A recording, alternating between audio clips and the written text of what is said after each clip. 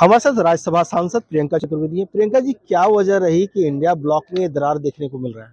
हाँ, आपको कौन सा दरार दिख रहा है जिसका क्योंकि मैं जवाब दूं? आदित्य ठाकरे ने कहा कि सपा जो है सो बी टीम है, तो इस तरह की नहीं, अगर बयानबाजी। हम एक पक्ष को मजबूत करने की बात कर रहे हैं, वो अखिलेश यादव जी जो देश विरोधी ताकतों के साथ लड़ रहे हैं, जो कि भारतीय जनता पार्टी है, जो धर्म विरोधी लोगों के खिलाफ लड़ाई लड़ रहे हैं, जो कि भारतीय जनता पार्टी है, मैं मानती हूँ सांप्रदायिक लोग हैं, जो कि भारतीय जनता पार्टी है, उनको किसी तरीके से उनकी पार्टी के ही लोग उनको कमजोर ना करें, उसकी बात उन्होंने उठाई है।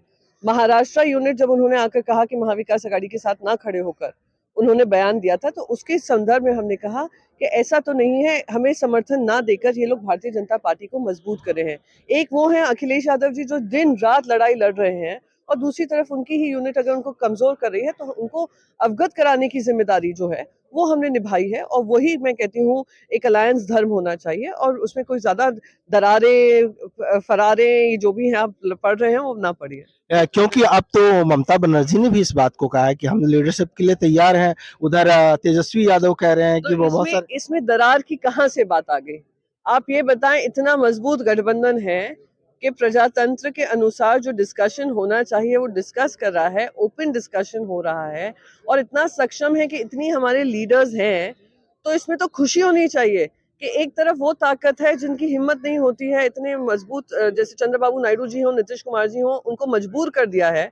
वो खड़े होकर नहीं कह सकते हम लीडरशिप लेने को तैयार हैं, हमारे यहाँ पर ये जिम्मेदारी लेने को तैयार है, लड़ाई लड़ने को तैयार है। इसको तो खुशी होनी चाहिए आपको। बांग्लादेश मामले को लेकर के अब विदेश सचिव वहां पर गए हैं, लेकिन इंडिया में इसे लेकर के भी राजनीति हो रही है। अगस्त से लेकर दिसंबर तक हमने एक चुप्पी देखी सरकार से, और लगातार टारगेटेड वायलेंस उन पे हो रहा था। मैंने भी चिट्ठी लिखी थी कि इस पे चर्चा होनी चाहिए, पार्लियामेंट अगर है तो उस पर चर्चा होनी चाहिए। अब देखिए, हालत ये है कि अगस्त से लगातार उन पे अटैक हो रहा है, हमारी जो सरकार है चुप्पी बांधे बैठी है। उनको सिर्फ वही हिंदू वोटर्स चाहिए जो उनके लिए वोट करें, जो बाकी वोट ना करें वो उनके लिए हिंदू ही नहीं है। यही हमें देखने को मिल रहा है। सीए की बात करने वाली सरकार जिसने सिर्फ राजनीति की हो, आज अगर सीए के अंतर्गत इनको ले भी आएंगे, वो फिर भी इलीगल शरणार्थी होंगे, कि 2014 वाले सिटीजन माने जाते हैं। चलिए, धन्यवाद। मनोहर केसरी, इंडिया न्यूज, दिल्ली।